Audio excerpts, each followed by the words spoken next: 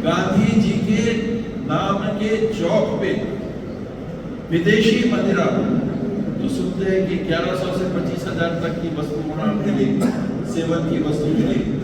यानी इस सरकार की प्राथमिकता और दृष्टिकोण क्या है, ये इस शर्मनाक पहल से हम सबके सामने विद्यमान है। और किसान जवान के बाद में संविधान,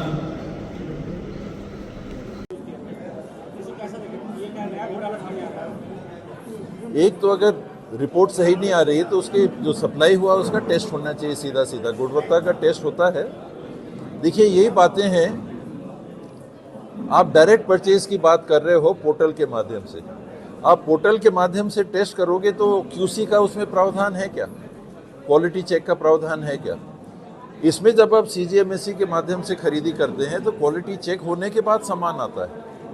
अब क्वालिटी चेक यानी आपने जवाबदारी ले ली कि हमने चेक करा लिया है, उसमें आपने गड़बड़ क्वालिटी चेक कराया है तो जवाबदारी आपके ऊपर आएगी जब जैसी बात आप बता रहे हैं वो बात सामने आती है। तो इसकी जांच होनी चाहिए, उसकी गुणवत्ता को दोबारा जांच करना चाहिए, उस सारी सामग्री को रोक लेना चाहिए, उपयोग में नहीं लाना चाहिए, ताकि गलत उपचार के लिए पब्लिक के पास वो सामान ना पहुंचे और फिर गलत खरीदा गया है तो फिर कार्रवाई करनी चाहिए। घोटाले की तरफ इशारा कर रहा है कि 6 लाख अभी वेयर हाउस में पड़े हैं और बाकी डिस्ट्रीब्यूट हो गए और गुणवत्ता की कमी निश्चित रूप से है। घोटाला इसमें तो जांच का विषय होगा कि लेन देन हुआ है क्या, आपने सस्ता सामान महंगा खरीद लिया क्या है, नकली सामान महंगा खरीद लिया है क्या, ये जांच का विषय है। लेकिन गड़बड़ी यानी गुणवत्ता की कमी ये प्रमाणित आप बता रहे हैं, तो मैं मान रहा हूँ कि वो सही बात है, तो प्रमाणित अगर है तो उसकी जांच होनी चाहिए। सारे ऐसी दवाइयों का पहला कदम होता है कि पब्लिक तक पहुंचने से उसको रोक दिया जाता है।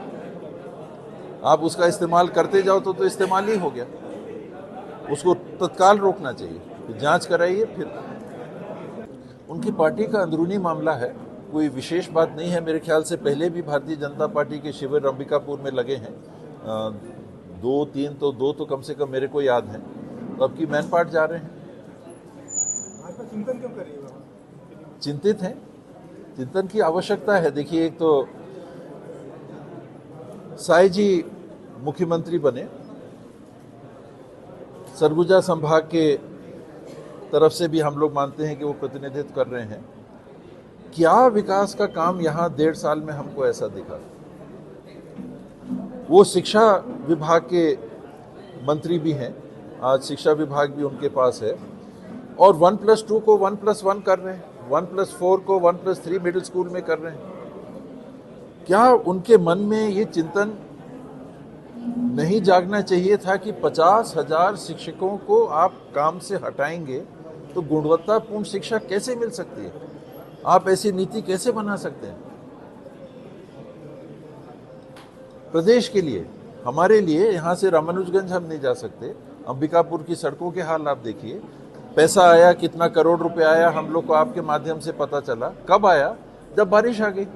यानी कागज में आपने भेज दिया, पैसा आपके पास नहीं था क्या? और था पैसा तो आपने बैंकों में उसको डाल दिया, बैंक ब्याज ले रहा है, पब्लिक का काम होना चाहिए था।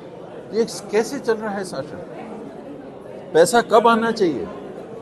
बजट पास हुआ फरवरी में, आपको कितना पैसा किस विभाग को देना है आपको मालूम है, उसमें किस निगम को या किस नगरीय इकाई को कितना पैसा आपके पास कितना है आपको जानकारी है। 100 करोड़ की आवश्यकता है 1 साल में, तो बरसात के पहले आप कितना दोगे? मान लो 30 करोड़ आपने दिया, तो कब वो पैसा आना चाहिए? 1 अप्रैल को। उदाहरण के लिए वित्तीय वर्ष नया आया तो नए वित्तीय वर्ष में तब तो अप्रैल मई जून में आप काम कर पाओगे। उनने अनाउंस कब किया कि पैसा दिया? जब बारिश आ गई। क्या मतलब उस पैसे का? ऐसे चल रही है ये सरकार। विष्णुदेव साय जी को गंभीर चिंतन करने की आवश्यकता है कि जिस तरह से सरकार चल रही है इसमें कांग्रेस भाजपा के आगे जाके आप देखिए तो छत्तीसगढ़ के लोगों का व्यापक नुकसान हो रहा है। क्या किसान, क्या युवा, क्या महिला, क्या निर्माण, बिजली की व्यवस्था। इतनी बिजली पहले मैंने जाते नहीं देखी। अभी रायपुर में बैठे थे, वहाँ लोगों ने कहा, राजनांदगांव से लोग आए थे, वहाँ लोगों ने कहा, कवर्धा से लोग आए थे, वहाँ उनने कहा, मुंगेली के लोग आए थे, वहाँ उनने कहा, बिलासपुर के लोग आए थे, वहाँ उनने कहा। मैंने कहा नहीं, कोई कटौती तो नहीं। कहे बाबा जाती है, दिन में कम से कम 4-5 बार बिजली की कटौती हो रही है, किसानों को बिजली उपलब्ध नहीं हो रही है खेती करने के लिए। तो चिंतन शिविर की आवश्यकता अब नहीं है तो कब होगी? ये सरकार बिल्कुल ठीक से नहीं चल रही। जी हाँ, मैं इसीलिए कह रहा था कि हमारी कमी रही कि हम कुछ काम नहीं कर पाए, और उसका खामियाजा मैंने बताया कि कांग्रेस पार्टी को भुगतना पड़ा, बल्कि संभाग की हम 14 की 14 सीटें हारे। मेरा सोचना है कि उससे ज़्यादा आज कुप्रबंधन है। मैंने पहले भी कहा था कि 1 साल तक मैं कुछ बोलना नहीं चाहूँगा, कि 1 साल काम करके देखें, लेकिन आज कब तक काम करने का मौका आप दीजिएगा? जो मुख्यमंत्री अपने कैबिनेट की पूर्ति नहीं कर पा रहे हैं, आखिर कैबिनेट के मंत्री की कुछ आवश्यकता होगी तब तो आपने वो संवैधानिक पद रखा है, काम बांटेंगे तब तो ध्यान देंगे आप उतने का। आप 4-4 मंत्री नियुक्त नहीं कर पा रहे और सोच रहे हैं कि हरियाणा पैटर्न पे एक और एक्स्ट्रा हम मंत्री बना लें।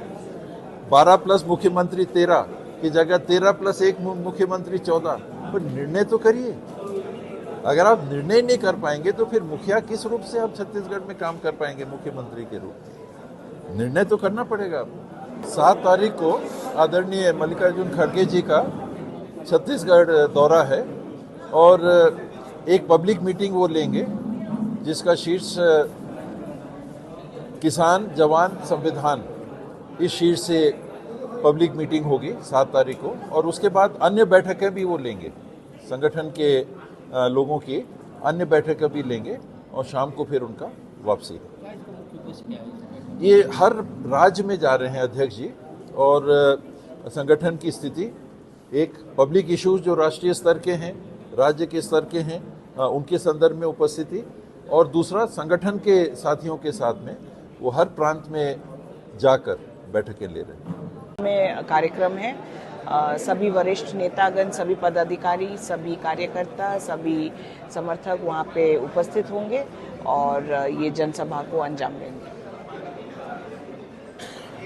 बस कौन आ रहे हैं और किस प्रकार से? जैसे कि आप सबको पता है, हमारे राष्ट्रीय अध्यक्ष श्री मल्लिकार्जुन खड़गे जी आ रहे हैं, हमारे संगठन महासचिव के.सी. वेणुगोपाल जी आ रहे हैं, हमारे AICC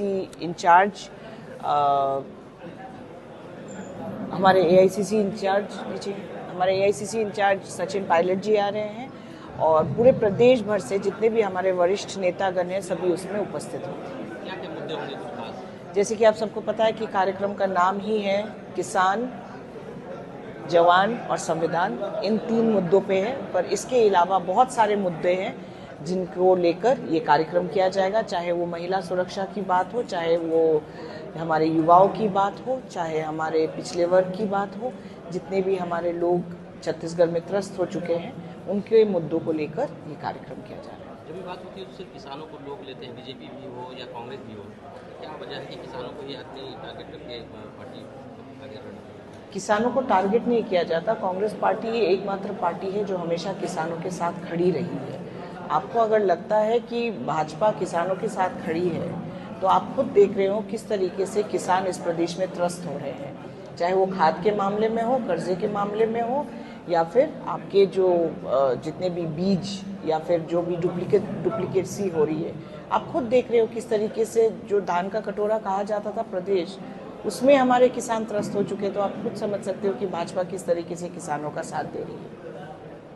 धन्यवाद।